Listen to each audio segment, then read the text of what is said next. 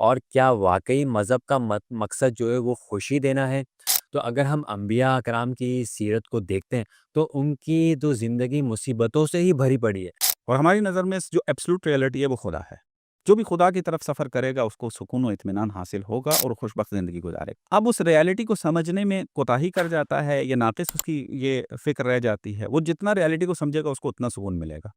مسیحیت بھی اسی خدا کی طرف ہے، یہودیت بھی اسی خدا کی طرف ہے، اور اسلام بھی اسی کی طرف دعوت دے رہا ہے، اور باقی بھی تقریباً اسی۔ اگرچہ بدھزم جو ہے وہ خدا کے کنسیپٹ کو نہیں رکھتا، نظام کو اگر دیکھیں تو کہیں نہ کہیں جا کر اس کی تصور ایجاد ہونا شروع ہو جاتا ہے، اگرچہ وہ ماننے کے لیے تیار نہیں ہے، لیکن آپ اس کی عمل کو ظاہر بھائی میں ایک کتاب پڑھ رہا تھا رچرڈ ڈاکنز کی، تو رچرڈ ڈاکنز جو ہے وہ گاڈ ڈیلیوژن کی کتاب ہے، خدائی دھوکہ۔ تو اس میں رچرڈ ڈاکنز کہتے ہیں کہ 4 لوگوں کو جو ہے وہ میری کتاب پڑھ کے مذہب کو چھوڑ دینا چاہیے۔ ایک وہ لوگ ہیں جو کہ اپنے مذہب سے خوش نہیں ہیں۔ تو کیا اس کا مطلب یہ ہے کہ جو لوگ اپنے مذہب سے یا مذہب کی پریکٹس سے خوش نہیں ہیں ان کو الحاد یعنی ملحد ہو جانا چاہیے؟ اور کیا واقعی مذہب کا مقصد جو ہے وہ خوشی دینا ہے؟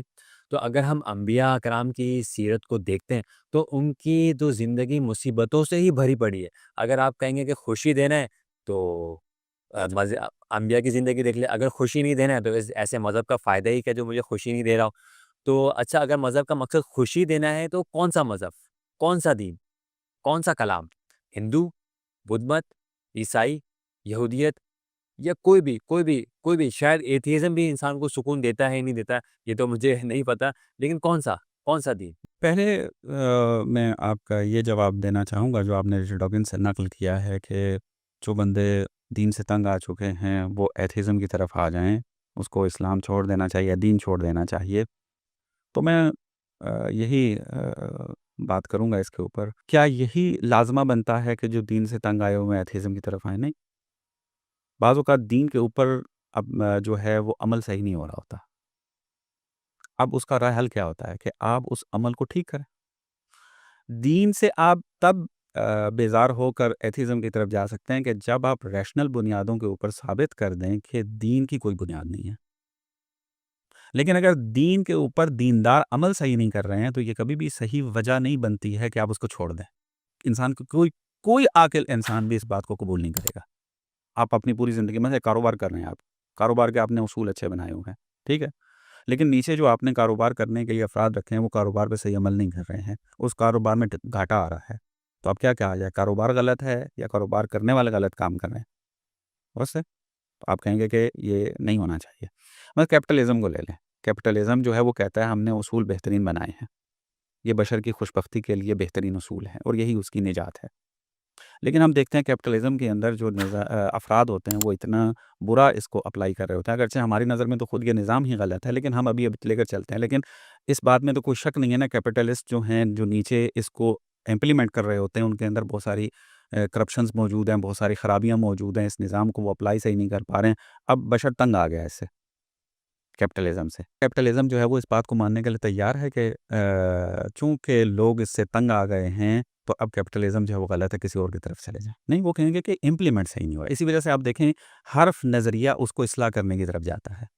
ہم دین کے اندر اصلاح کے قائل نہیں ہیں چونکہ وہ الہی دین ہے، اللہ کا دین ہے، لیکن اس کے عمل کرنے، امپلیمنٹ کے اندر اصلاح کر سکتے ہیں۔ اپنے آپ کو پرکھیں، محاسبہ کریں اور آپ بہترین عمل کی طرف جب چلے جائیں۔ بس رچرڈ ڈاکنز کا یہ کہنا ہے کہ اگر دیندار بعض افراد دین سے ہے، ہماری نظر میں ہم اسلام کے اندر بھی دیکھ لیں، بعض عمل صحیح نہیں ہو رہا ہوتا لیکن وہ اسلام بھی نہیں کہہ رہا ہوتا، مثلا ایک دوسرے کے اختلاف پر ایک دوسرے کو قتل کر دیں، اسلام کہتا ہے اس کو؟ نہیں، لیکن ہو رہا ہے اور لوگ تنگ بھی ہیں، تو کیا آپ دین چھوڑ دیں؟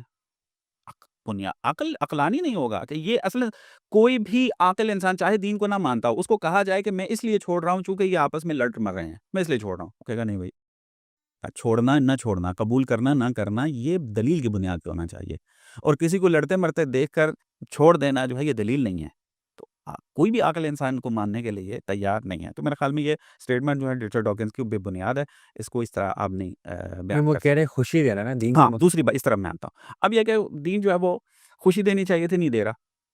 پہلی بات تو یہ آپ خوشی کو ڈیفائن کریں، خوشی کہتے کس کو ہیں، درست ہے؟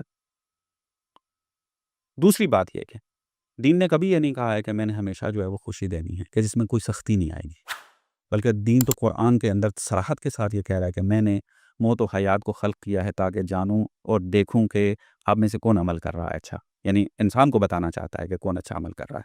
یا مثلا قرآن کی ایک اور آیت ہے، اس میں کہا گیا کیا تم یہ سمجھتے ہو کہ تمہیں جو ہے تمہارے حال پہ چھوڑ دیا گیا اور تمہارا امتحان نہیں لیا جائے گا، تمہارا امتحان لیا جائے گا. سری آیت ہے یہ قرآن کی. ایک جگہ کہا جا رہا ہے کہ ہم آپ سے جو ہیں وہ امتحان لیں گے، تمہاری اولاد سے، تمہارے مال سے، تمہیں مال دے کر بھی، تم سے مال لے کر بھی امتحان لینا. دین نے تو کبھی یہ نہیں کہا ہے کہ ہمیشہ جو ہے آپ کو آسائش میں رکھا جائے گا. دین یہ کہتا ہے کہ تمہیں ایک سکون اور اطمینان والی زندگی جو ہے وہ دین ہی دے سکتا ہے. الا بذکر اللہ تطمئن القلوب. قلوب اگر مطمئن ہونا چاہتے ہیں تو ذکر الہی سے ہوں گے. ہاں، یہ زندگی چونکہ کیا ہے، فری ول اس کے اندر موجود ہے. اب فری ول کے ہوتے ہوئے آپ یہ تو نہیں کہہ سکتے کہ ہمیشہ ایک ہی جیسی زندگی گزرے گی، کیونکہ ایک ہی جیسی زندگی وہیں گزر سکتی ہے جہاں پر جبر ہو. جہاں پر فری ول ہو وہاں ایک جیسی زندگی نہیں گزر سکتی، چونکہ ہر بندے نے اپنی مرضی سے عمل کرنا ہے. اور جہاں پر اپنی مرضی سے عمل کرنا رائج ہو جائے اور فری ول رکھتا ہو ہر انسان، تو وہاں پر حتماً مفاد ٹکرائیں گے. جب مفاد ٹکرائیں گے تو یہاں پر جو ہے وہ سختیاں آئیں گی. اسی وجہ سے اس دنیا کو سختیوں کی دنیا کہا جاتا ہے. کیوں؟ کیونکہ انسان فری ول رکھتا ہے، اور انسان فری ول رکھنے کو اپنے لیے فضیلت شمار کرتا ہے. اور قرآن نے بھی کہا ہے کہ ہم نے انا ہدیناہ السبیل اما شاکرا و اما کفورا. ہم نے تمہیں ہدایت دکھانی تھی، دکھا دی ہے. آگے تم نے اس پہ عمل کرنا ہے نہیں کرنا ہے وہ تمہارا کام ہے. اس فری ول کو انسان سمجھتا ہے. ایگزسٹینشلزم جو ہے اس وقت، ٹھیک ہے، وہ کیا ہے؟ سب سے زیادہ جس بات پہ فوکس کس کے اوپر ہے؟ فری ول کے اوپر.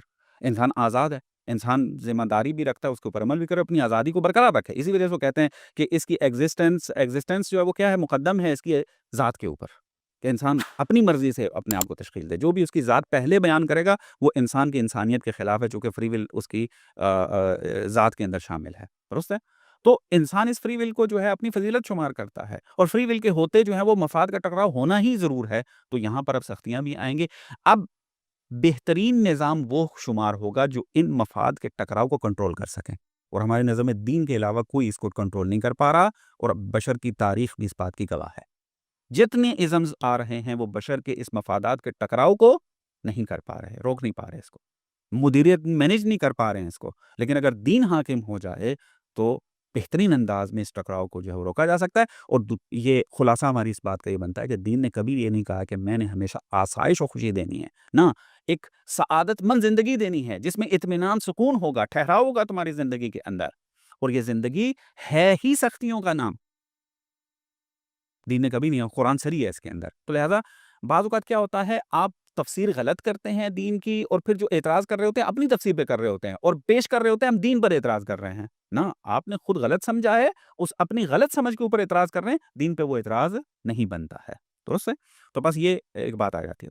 ایک اور آپ نے نقطہ جو اٹھایا تھا وہ یہ کہ اگر دین جو بھی، چاہے خوشی دے، چاہے اطمینان، سکون دے، خوب ہر ایک کا دعویٰ یہ ہے کہ ہمارا دین جو ہے وہ کیا نام ہے، اس کو سکون عطا کرتا ہے.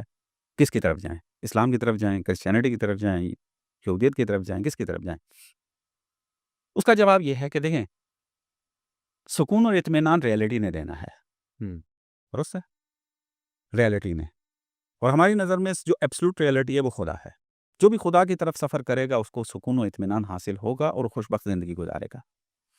اب اس ریئلٹی کو سمجھنے میں کوتاہی کر جاتا ہے یا ناقص اس کی یہ فکر رہ جاتی ہے، وہ جتنا ریئلٹی کو سمجھے گا اس کو اتنا سکون ملے گا. اور ریسرچ کے دروازہ جو کھلا رہے گا ہمیشہ. ہم بھی یہ کہتے ہیں ریئلٹی ایبسلوٹ ایک ہی ہے، وہ ایک ہی خدا ہے. مسیحیت بھی اسی خدا کی طرف ہے، یہودیت بھی اسی خدا کی طرف ہے، اور اسلام بھی اسی کی طرف دعوت دے رہا ہے، اور باقی بھی تقریباً اسے. اگرچہ بدھزم جو ہے وہ خدا کے کنسپٹ کو نہیں رکھتا، لیکن آپ اس کی نظام کو اگر دیکھیں تو کہیں نہ کہیں جا کر اس کی تصور ایجاد ہونا شروع ہو جاتا ہے. اگرچہ وہ ماننے کے لیے تیار نہیں ہے، لیکن آپ اس کی عمل کو اگر مد نظر رکھیں تو اس کی طرف جا رہے ہوتے ہیں. تو ہمیں اس ایبسلوٹ ریئلٹی کی تلاش میں رہنا ہے. اسی وجہ سے کیا ہے، ہمارے اسلام کے اندر جو سیر و سلوک کی ایک ہے کہ جو بھی خدا کی طرف سفر کرے گا وہ کمال کی منزلیں طے کرتا جائے گا. اب بشر نے یہ دعویٰ تو نہیں کیا ہے کہ ہر کوئی جو اس کو ثابت کر چکا ہے. اسلام کہتا ہے کہ میں نے ثابت کیا یہ ہے. اب میرے جیسے انسان کے لیے دلیل جو ہے وہ بنیاد بنے گی کہ میں نے کس کو فالو کرنا ہے، نہ یہ کہ ظاہری طور پر کون سکون دے رہا ہے. سکون تو میں نے کہا ٹمپریری بھی حاصل ہو جاتا ہے. اسی وجہ سے آپ دیکھیں کہ کتنے مسیحی جو ہیں وہ مسیحیت کو چھوڑ رہے ہوتے ہیں، کتنے بدھسٹ جو ہیں وہ بدھزم کو چھوڑ رہے ہوتے ہیں، کتنے ہندوازم کو چھوڑ رہے ہوتے ہیں، باوجود اس کے کہ وہ مسلمان جو ہے وہ اسلام کو چھوڑ رہے تھے. وہی عرض کر رہا ہوں، یہ جو چھوڑ رہے ہوتے ہیں اس میں اب آ کر پھر بھی جب یہ چھوڑتے ہیں واپس بھی پلٹتے ہیں. بس آپ دیکھیں کتنے مسلمان جوان ہمارے ان نیو ایتھیزم کی تحریک کے اندر آ کر ان سے مبتلا اس کے اندر شک میں مبتلا ہوئے، درست ہے، لیکن جب ان سے ڈیبیٹ کی گئی ہے کتنے لوگ واپس پلٹے ہیں۔ میں خود لائیو پروگرام کرتا ہوں، کتنے لوگوں نے آ کر کلمہ شہادت پڑھا ہے کہ ہمارے اندر شک و شبہات ایجاد ہو گئے تھے، لیکن اب جواب نے سیٹسفائی کر دیا ہے، درست ہے۔ نہ چھوڑنا جو ہے وہ حق کی علامت بنتا ہے، نہ قبول کرنا حق کی علامت بنتا ہے۔ دیکھنا یہ ہے کہ قبول کرنے کے بعد آپ کو وہ سکون جو ہے وہ کس طریقے سے اور کتنا بہترین انداز میں جو ہے وہ دیا جا رہا ہے، اور دوسری دلیل بنیاد ہونی چاہیے۔ ہمارے پاس دلیل موجود ہے، ٹرینٹی عقل کے جو ہے وہ مساوی نہیں ہے، یعنی عقل کی بنیاد پر نہیں ہے۔ اسی وجہ سے کریکارڈ نے جب فیڈزم کا نظریہ جو دیا تھا، کس لیے دیا تھا؟ وہ اسی لیے دیا تھا کہ ٹرینٹی کو وہ عقل کے ذریعے ثابت نہیں کر پا رہا، تجسد خدا کو نظریہ جو ہے وہ عقل کے ذریعے ثابت نہیں کر پا رہے تھے، تو لہذا کیا آخر کا فیڈزم کی طرف چلے گئے، ایمان گرائی کی طرف چلے گئے کہ ایمان جہاں پر ایمان کا میدان ہے وہ عقل نہیں ہے۔ ہم کہتے ہیں نہیں، آپ خدا کے اساسی ترین مطالب سے لے کر قیامت تک کے تمام چیزوں کے اوپر سوال اٹھا سکتے ہیں، اور ہر چیز ریشنل بنیادوں کے اوپر موجود ہے، درست ہے۔ تو اس اعتبار سے یہ چیز طے کرے گی کہ آیا مسیحیت کی طرف جانا ہے یا اسلام کی طرف جانا ہے۔ آج آپ دیکھ لیں ہمارا جوان جو ہے تقریباً وہی جو جھگڑا مسیحی و غیر مسیحی کے درمیان یورپ میں موجود تھا، اسلام کے اندر بھی کھڑا کرنے کی کوشش کرتا ہے۔ وہ کہتا ہے ایمان جو ہے نا جہاں ہوتا ہے، ایمانیات جہاں بھی ہوتی ہے عقل نہیں ہوتی، مذہب ایمانیات پہ چلتا ہے اور سائنس جو ہے وہ عقل پہ چلتی ہے۔ اور جواب یہ ہے کہ کس نے کہا دین کے اندر جو ہے وہ عقل نہیں ہے بلکہ فقط ایمانیات ہے۔ یہ تعریف ایمانیات کی اور عقل کی، یہ مسیحیت کے اس نزاع اور جھگڑے کا نتیجہ ہے۔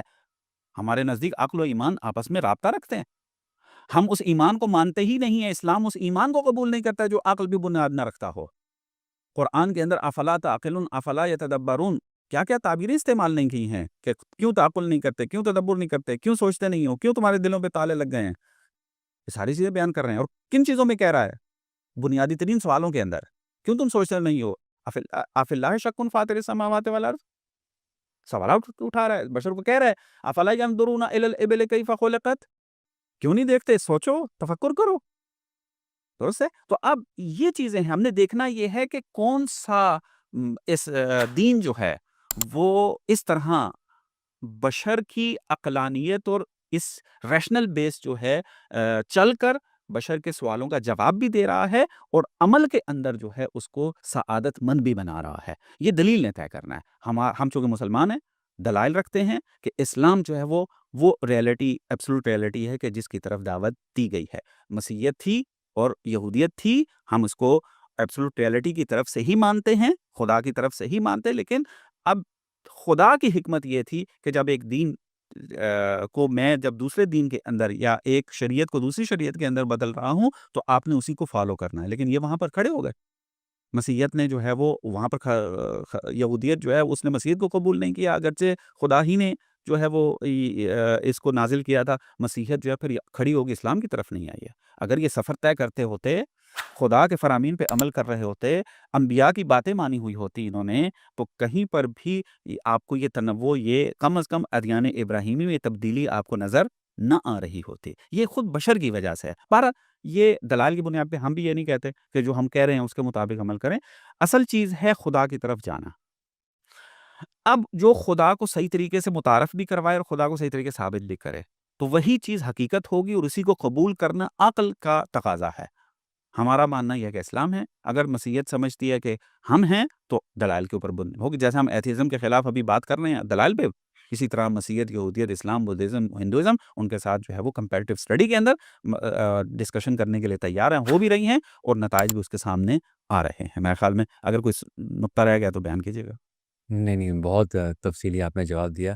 مجھے تو وہاں پہ ایک ایمینوئل کانٹ کی کتاب یاد آ رہی ہے، the critique of the pure reason, کہ ہر چیز جو ہے وہ حس سے جو ہے وہ آپ اس کو ایکسپوز یا اس کو جج نہیں کر سکتے، حس سے باہر کی چیز ہے۔ تو خدا کے اوپر میرے خیال سے یہ ہمارا موضوع تبدیل ہو جائے گا، تو ایمینوئل کانٹ کے اوپر ہم انشاءاللہ کسی اور نشست میں بات کریں گے۔ بہت شکریہ، اللہ حافظ۔